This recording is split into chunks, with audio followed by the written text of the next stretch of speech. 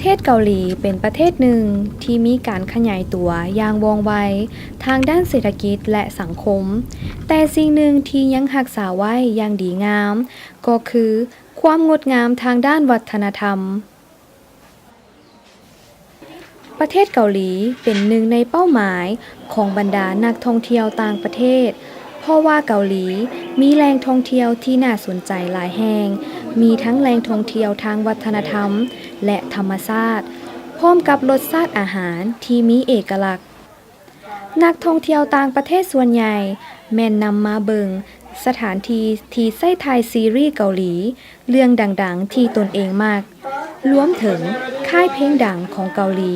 ที่เปิดให้บริการนักท่องเที่ยวได้เข้ามาชมผลงานและผลิตภัณฑ์ของบรรดาศิลปินที่ตนเองมาก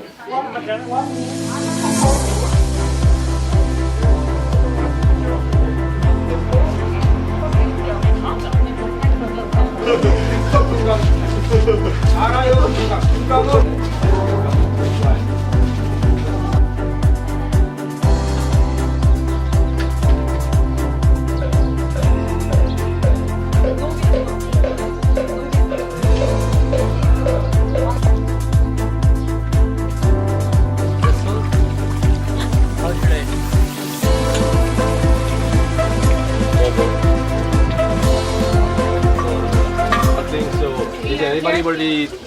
Yeah, sorry?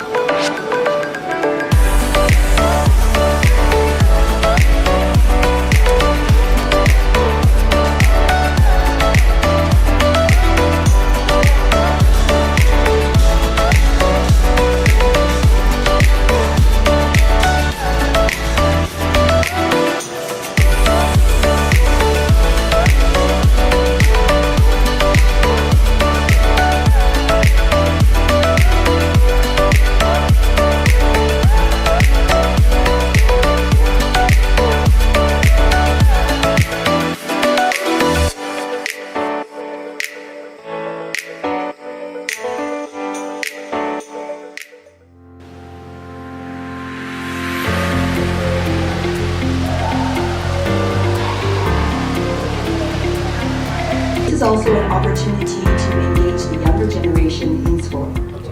พยองจ้างเป็นแขวงหนึ่งที่มีความสวยงามทางวัฒนธรรมและธรรมชาติโดยเฉพาะในฤดูหนาวที่ถูกปกคลุมไปด้วยหิมะที่สวยงามซึ่งในปี 2018 ที่จะมาถึงนี้พยองจ้างได้ถูกคัดเลือกให้เป็นตัวแทนจัดงานกีฬาโอลิมปิกฤดูหนาวครั้งที่23อีกด้วยถ้าหากว่าท่านใดที่กำลังวางแผนที่จะไปท่องเที่ยวต่างประเทศขอแนะนำพยองจ้างเป็นอีกหนึ่งทางเลือกในเส้นทางการท่องเที่ยวของท่านรับรองว่าจะบ่ผิดหวัง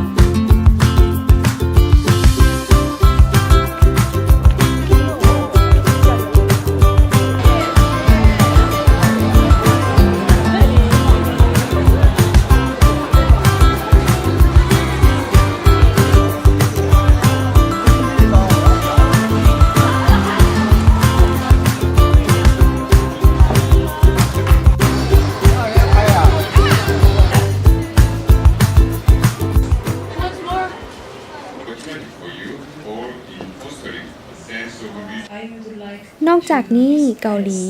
ยังได้ส่งเสริมให้มีการเผยแพร่ทางวัฒนธรรมให้แก่บรรดาประเทศต่างๆ จากทั่วโลก เพื่อให้คนจากทั่วโลกที่มีความสนใจเกี่ยวกับเกาหลี ได้เข้ามาเรียนรู้และศึกษาเพิ่มเติม โดยมีหลายโครงการที่ให้ทุนแลกเปลี่ยนทางด้านวัฒนธรรม ดังโครงการ Asian Cultural Young Readers Camp 2017 โครงการครั้งนี้มีตัวแทนจากบรรดาประเทศต่างๆ จากทั่วโลก